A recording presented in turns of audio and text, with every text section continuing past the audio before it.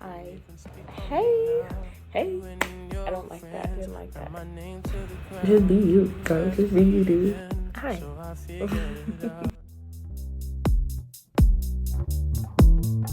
Save your tongue, don't even give me a call. If I was a bum, you wouldn't call me at all. I don't say it enough, I'm getting tired of y'all. Oh. Hey. Long time no see. Long time no see.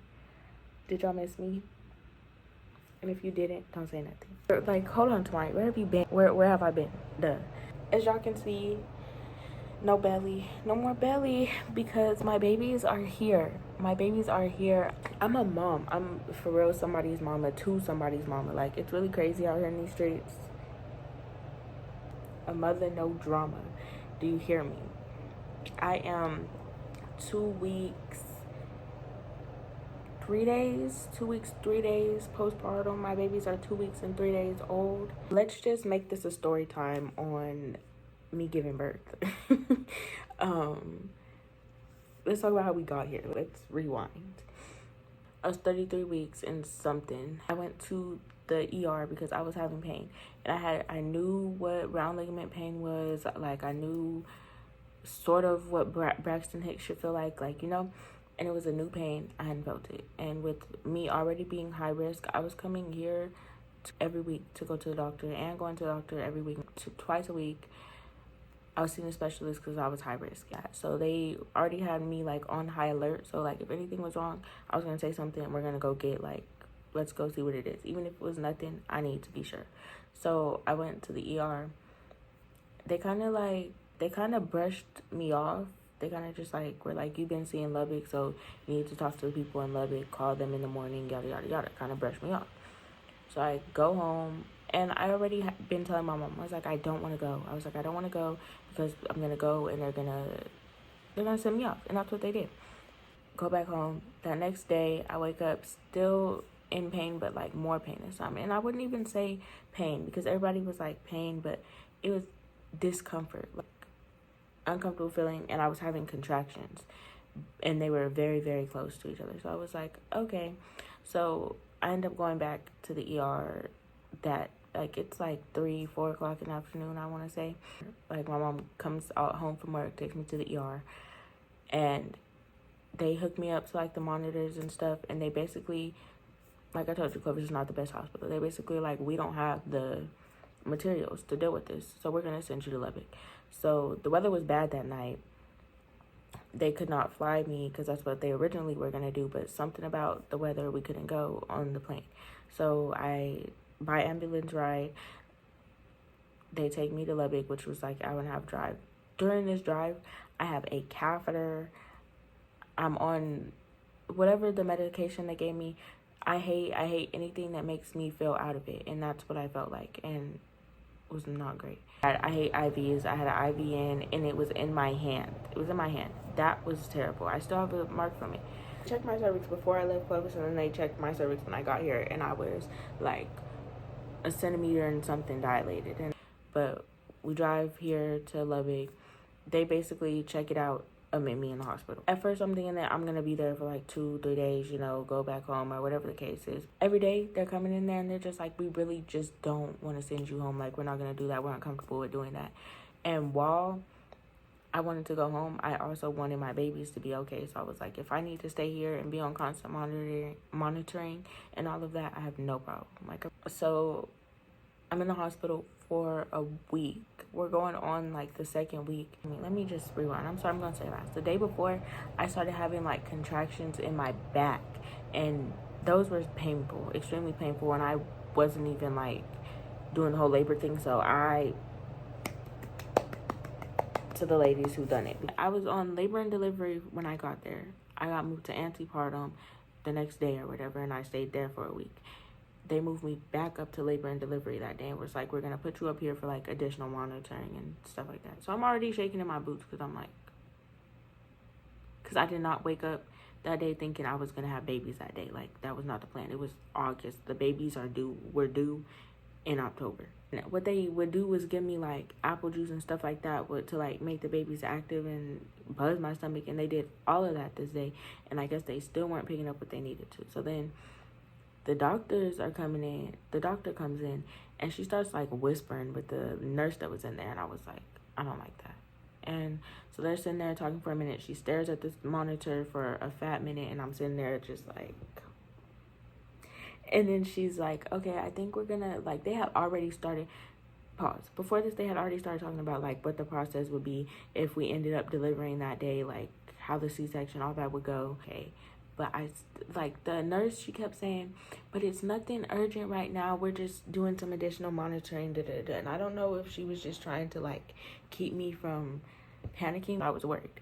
And then they started whispering, and then I was extremely worried. So then she starts telling me, like, we're gonna go ahead and deliver these babies so we're safe and not sorry. And I was like, immediately everything starts going so fast. They're describing to me how the like epidural, like everything that's gonna go on when I get in the room. They're describing it to me, telling me, they're wiping my body down, cleaning me, getting ready for the surgery and stuff like that.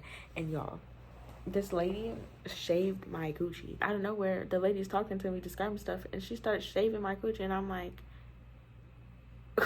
but whatever electric shaver that she used, I needed, because like I said, everything is moving so fast paced. I'm trying to call my mom, I'm trying to call, like, talk to my siblings. I'm trying to like now that I think about it, until I went into the room for the actual like getting ready to do it, I had my phone in my hand and I was texting people. Like, that probably wasn't logical at all, but in there, and there's so many doctors and nurses or whatever, you know, there's so many of them in there, and I've never had surgery a day in my life. So for my first major surgery to be a C-section was, so I get in there, I do exactly what the girl does, tells me, like, you hunch over the bliss, and she's letting me, like, she's great. I was holding her hands, I was probably squeezing them so freaking tight, but I was holding her hands, and she was just like talking to me like the whole time, and the doctor behind me was like describing to me what he was doing, and I honestly thought it was gonna hurt way more than it did, but I also was my back to him. I didn't get to see the needle because I probably would have panicked if I seen the needle, but I didn't. And I think everything else in the situation literally outweighed the fact that, okay, there's a needle finna go on your back. I had 5 different needles beforehand, so I kind of just had to get over that phobia. Sitting there, I'm gripping her hands, and he's giving me the epidural. And y'all, I thought that shit like would take a minute to kick in. Like, it would be like 5-10 minutes before I started feeling like numb. And maybe it was 5-10 minutes, but like I said, everything was moving so fast speed in my world. So immediately, like after he says he's done, I feel just like numb. And they're like, they get ready to lift my arms to put, or lift my legs to put them on my bed. And when I realized that it was all them and no me, and I was like, oh my gosh, like I went numb that freaking fast.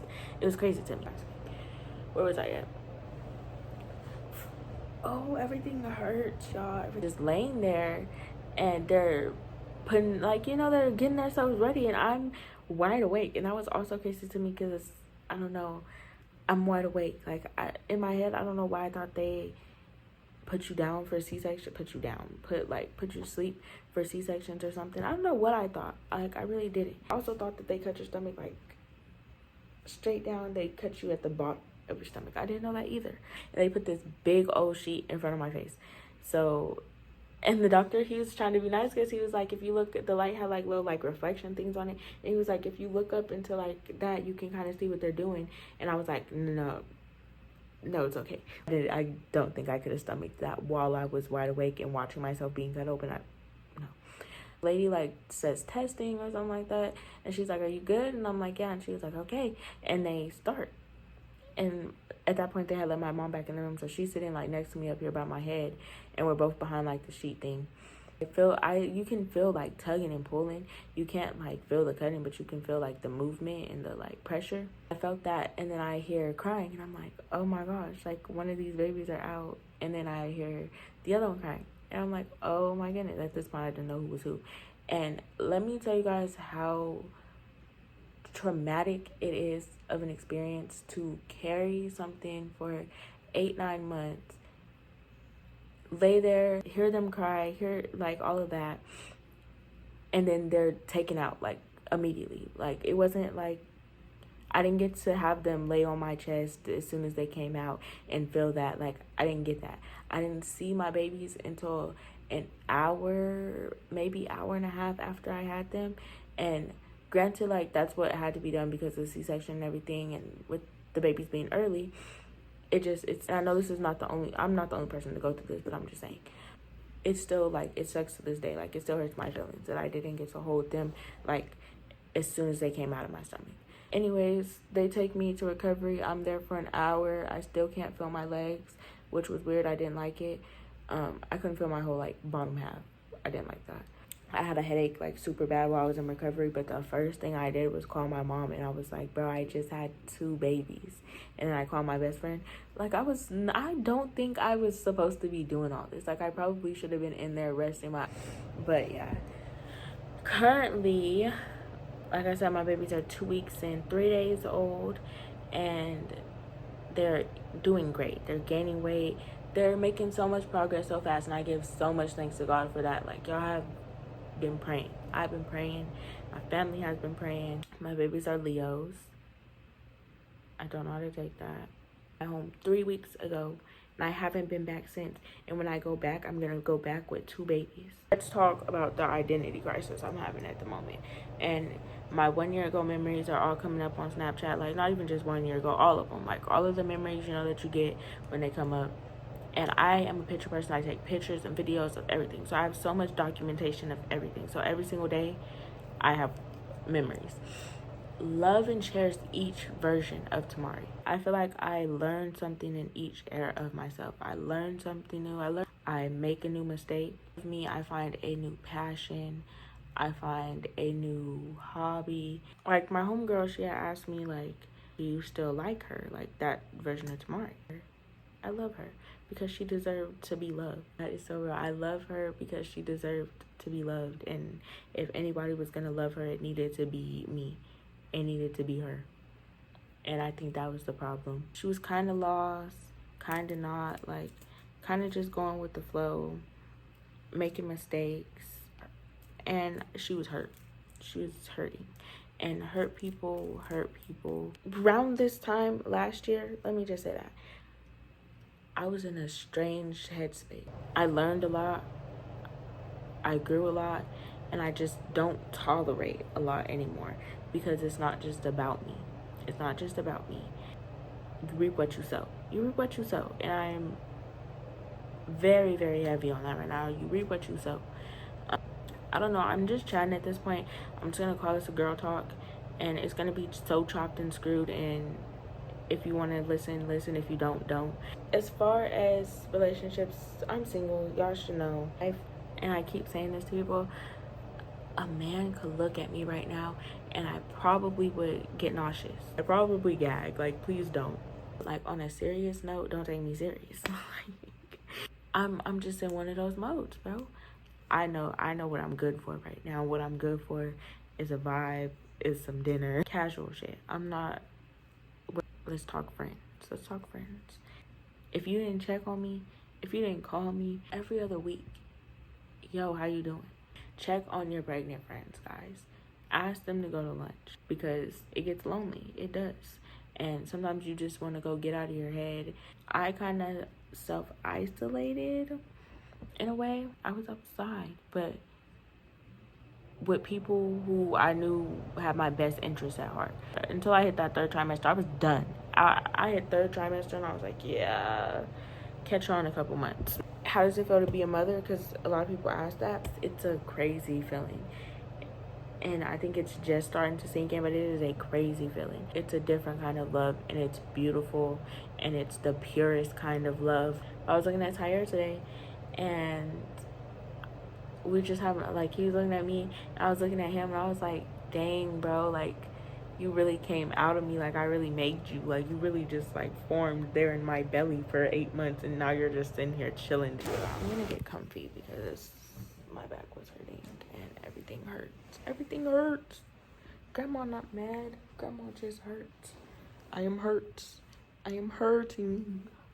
This Hello Kitty blanket, check me out. Just didn't want to pick it up, but I got a Hello Kitty giraffe and I got a Spider-Man for Tyre. And at the moment, at the ripe age of 19, almost 20. Sorry if I sound like this. I don't know why I sound like this. And if I'm getting sick, I'm going to be so upset. I am watching Being Mary Jane. But it was something that my auntie used to watch it. And I wasn't allowed to watch it. I'm watching it now. And girl, I'm on season 2. I started it last night, I want to say. Sorry I look like this. I didn't make an outro. I just kind of stopped talking. And that was kind of rude of me. I just kind of quit talking. Say hi to Piggy. Speaking of names, I never said in this video that TR Renee, and I'm going to say it 3 times for the niggas in the back. TR Renee, TR Renee, TR Renee. Is how you say her name. And Tyre is how you say his name. TR Renee and Tyre. Don't fuck it up. That's about it. I just wanted to come and say bye because I didn't do that. I don't know when I'm going to post this. Hopefully soon because I just been MIA. But love you guys. Thank you for watching and supporting. And I'll be back. I'll be back on my mom shit. Like, bro, I'm so excited.